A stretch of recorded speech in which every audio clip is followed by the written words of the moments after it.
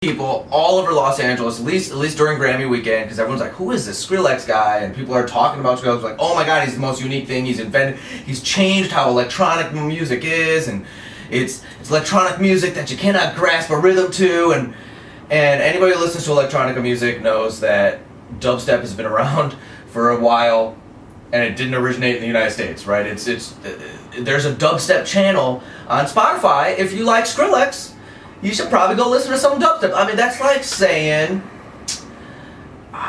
It's like Britney Spears inventing dance music. Or Madonna inventing dance music. That's probably more or less like, it's like giving her credit for doing... Well, let's face it now, a lot of people listen to this under the age of 30 and they actually think Madonna invented dance music. So let's say, let's do something a little more broad, like you know that the blues music existed because you watch Looney Tunes cartoons. You know blues and jazz existed, so you know very well... The Black Eyed Keys invent blues. Exactly. Right? Nothing the Black Eyed Keys are doing originally. You like it. Black Eyed Keys or the Black Keys? The Black Keys. The Black Keys. The Black Keys. There's nothing that the Black Keys are doing that hasn't been done a billion times before. So you know... Even White Stripes, for that matter, a lot of the... White Stripes, there you go. Same. Yeah. Al lives in Austin, so he's going to name bands you guys never heard of that he thinks is really popular. Nobody's learned of the Black Keys, unless you're really into indie music. So I don't know who actually plays it. Oh, you know what? Bruno Mars is perfect. That's like saying Bruno Mars invented R&B. You know very well that he did not. And he plays a very old school R&B style, right? But you know very well that Bruno Mars didn't because R&B has been around and you've heard R&B. But unfortunately, Skrillex can take credit for dubstep because dubstep was pretty underground. Well, I don't think he took credit for it. I think it just happens. I think people put that on him. Right, and he just doesn't correct them, which is a hard, tough thing to be. If you're homeless one day and you're 24 and all of a sudden people are like, oh my god, dude, you're amazing, you invented this. Money. What are you gonna fucking say? Of course. What are you gonna say? If I walked up to the guy working behind the counter at McDonald's and be like, Jesus Christ, you invented a hamburger! Oh my god, it's the greatest invention. Here is $17 million. I want you to now run 50 restaurants across the country. This is the greatest invention, just because I'm too stupid to know that this kid didn't invent a hamburger. He was making one because he worked at McDonald's. Yeah, and I think it's important to interject here to understand why we're kind of belaboring the point, is that apparently Skrillex now has all these deals to produce other records. He went from homeless to one of the richest kids in America. Yeah, but he's also hired to basically produce and work with all these popular artists, and he's now a brand, right? So it's different, right? So, but going on this, there's something we left out. OK Go did present the awards. That did kind of span over Skrillex, right? And one thing that OK Go said was, hey, it's really weird that we're selected to give these awards because when we back 10 years ago, everybody in this room was the industry, right? And with the advent of the internet, that really kind of changed, gave the power to, millions and millions and millions of people, because it's no longer, some producer or executive or engineer making a decision to work with somebody that gets some publicity. Mm-hmm. It's now anybody can go out there and make something, and it's the people that are really allowed to really dictate what things are popular. And there's no better example than that fucking Friday song, right? That Friday.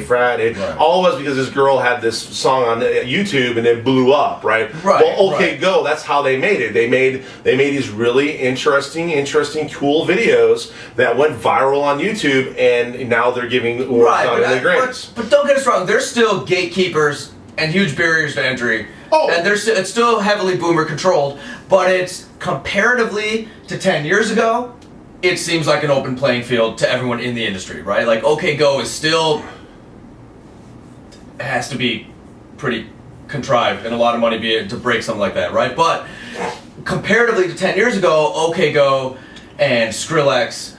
Well, that's exactly what Skrillex said. Is out of the box. It helps perpetuate. It's still an illusion that any man can do it. But it's much better 10 years ago. Well, let's just put it this way, and I think Anand's a little more in the industry than I am. Skrillex would not exist 10 years ago. They would not let the kid do it. Exactly. They would have stole his idea, exactly, right? Or they would have taken oh wow, that's how you do it, and they would have produced their own through Rick Rubin, exactly, right? And Madonna or Lady Gaga would have ripped it off.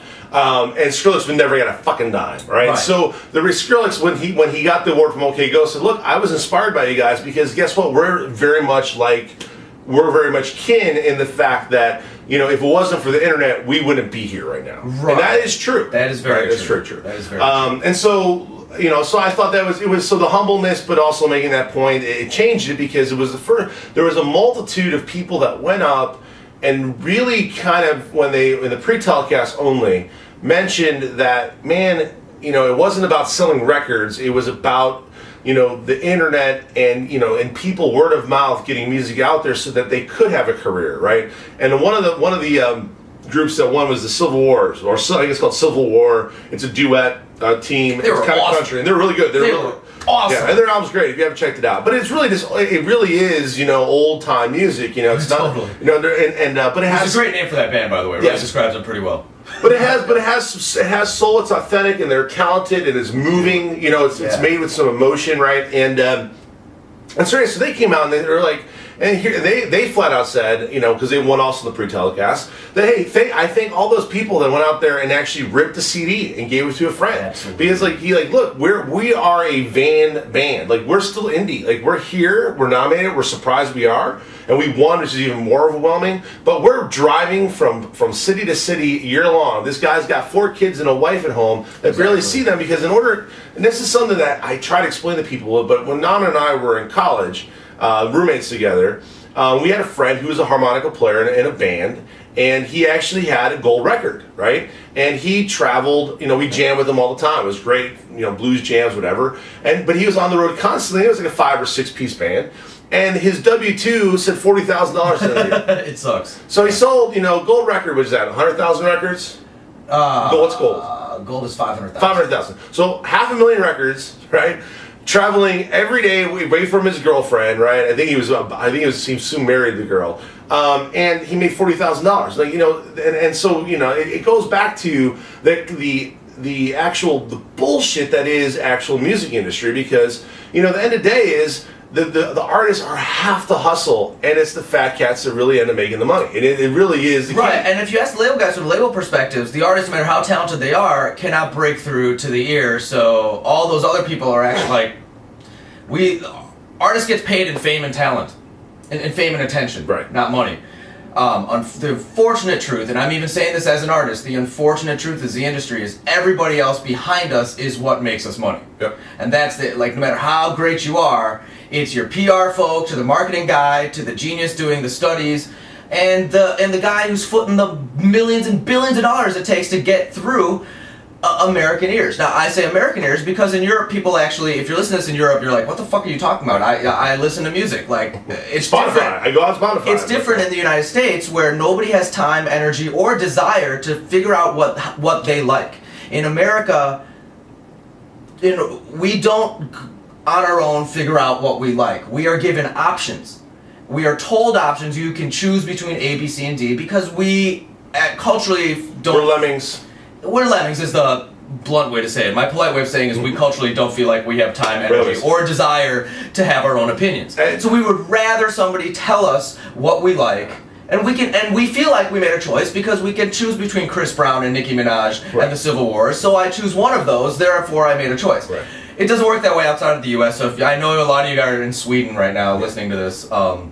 And you're like, what are you talking about? That you guys are insane. What kind of Nazi prison camp are you living in? But that's America, right? So which is on and always makes fun of me because I live in Austin, Texas, and you know, that's one of the things where Austin has a scene. It's where, you know, you kind of have it where, you know, every other city that I've lived in many, you know, usually what ends up happening is that nobody will motivate to get off their couch to go to a show unless somebody tells them that it's already good, right? It's been vetted, right? And in Austin, people just like to get out of the house. Now, granted, it's warmer there, you know. I mean, if you're in New York, if you're in Chicago, Philadelphia, you know, Boston, you name any of those, all the major cities, you know, in the north, right? Even Seattle, where it's friggin' raining. Thank God, I can't believe it. Jimi Hendrix had to go to friggin' Britain to make it, right? One of the best musicians out of Seattle had to leave the country to be able to get to have them have the people in Europe say, "Oh, dude, we'll check you out." And then he was God, like, he was amazing, right? People saw him. The guy from the Who was like, he saw him play. He's like, "Dude, I'm gonna stop playing guitar." Like, he's that good. And then he did not break in Seattle because in America, getting off your freaking couch when it's raining or it's cold or what the fuck, they don't go out, right? Here's the truth: music or not, in America, nobody gives a shit about anybody else. That's just who we are, right? We just don't give a shit. Unless you're a celebrity, unless you've already been told you're American royalty, which is celebrity. We got rid of a king system by leaving. Tell the story. I like your theory about the whole royalty thing. We still need a royal family for some reason, so we prop up celebrities. But not even just seeing live shows, which I understand there's a physical pain in the ass. Even in America, we don't even think about this. If you're an American or a Canadian right now, think about this. When was the last time you even bothered to check out something new on a free streaming site? When was the last time you went to last.fm or Spotify or anything and said, or MySpace, which is a free streaming site now, right? Like, and actually said, even when somebody says, "Hey man, check this out," did you actually get off your lazy, pissed off ass and check it out? We don't do it. You're like, "Fuck, dude, I got fucking American Idol to watch," or "I gotta eat this fucking greasy hamburger right now." It kind of goes, I was about to say, that's a great segue. It goes back to comfort food, right? Most people go back to their comfort where they're comfortable. Exactly. And they don't like to go out and necessarily hear Exactly. So, like, I don't want to hear new music because I've already heard a Nicki Minaj song on the radio 100 times, and that's good enough for me. I'll get Nicki Minaj. I don't care if my best friend, who I respect, says, "Dude, you need to check out this band." I don't feel like clicking. Just think about this. How many times has somebody recommended you just to like a Facebook page? All you have to do is click the word "like" and you actually thrown a tantrum about it. Think about this. I know we've all done it. And I know you've done it. Just think about what a douchebag you are right now. And I'm sorry, we all are just complete pricks. And that's just who we are culturally. And I'm not saying that to talk down to us. That's just who we are, and we need to understand who we are. We are selfish asshole pricks, and that is us as America. I don't give a shit about you. You don't give a shit about me. We are douchebags, and we celebrate the fact that we don't give a fucking shit. Well, hold on, no, we don't. Eventually, people come bubble to the top and become the royalty. But man, we'd love to lynch him. There's nothing better than Americans to be like, "Oh wow, we used to like you, Tiger Woods, but wow, you cheated on your wife. Cut off your head." Well, because we're pissed off. Why did you bubble to the top and not me, right? Because we're supposed to be on equal footing. Yes. But that whole bubble to the top, which goes back to the original conversation, is a complete illusion, and why, from a label perspective, artists get paid in that attention. That has monetary value. So if you're making 40 grand a year for doing all that work, you're getting laid. Now, everybody else, nobody knows about, doesn't give a shit about, but nobody bubbles to the top. Everyone, there's a huge amount of money and effort to force somebody into the attention of the American public because it is a closed-off wall. An American mind is a closed-off wall, and the American flag should say "fuck you" on it. So I'll segue into every year the CEO and president of the Recording Academy comes out and he lectures. Is the right word. He lectures. He gives a speech. Lectures. Both the pre-telecast and the telecast. And what he said is, it's very interesting because it's kind of an interesting segue. Is that, this is the first time I've ever heard. Usually it's like, "Oh, don't use technology. Support your artists by buying their CDs." Usually very anti-technology. Right. Well, this is the first time it's like, "Hey, we all know that we need fans, we need our artists, and we need technology. All of us need to work together to figure out a way because people that do work on this music, right, need to get paid." And I'm all for that, right? The key here is the people that are actually involved, and hopefully, hopefully you don't destroy a Spotify model. Hopefully, things can become better. Where even this is a YouTube concept where you have the OK Go's, where somebody does put some creative art out there. And I was just saying that new OK Go friggin' video is amazing. If you haven't seen it, they take a friggin' Chevy car. They got a sponsor. They get sponsors. Chevy, two music companies, there's Grash, whatever. And they actually did this really cool thing where they drive a car and do a version of their song by miking the car driving around an obstacle course. But that's the kind of stuff where it's, luckily OK Go has very much the marketing PR, like those guys are marketing geniuses. They don't need to hire people to go ahead and do this for them. But most of the artists out there require agents, booking agents, PR folks, marketing folks. They need to have that in order to break through, basically the yawn that is the collective consciousness of Americans and your stuff, right? So, all right, next topic. I speak from experience. You can be on TV every day and still 49 out of 50 people will have no idea who you are. All right, So now, let's move on to the next thing. I was going to tell you a funny story about Val Kilmer in the bathroom. I'm actually going to skip that. But Val Kilmer was there, though. Val Kilmer was there. It's weird to see. All right, we're getting to Val Kilmer because it's kind of funny. So I'm looking in the corner, sitting on a couch in the corner over there.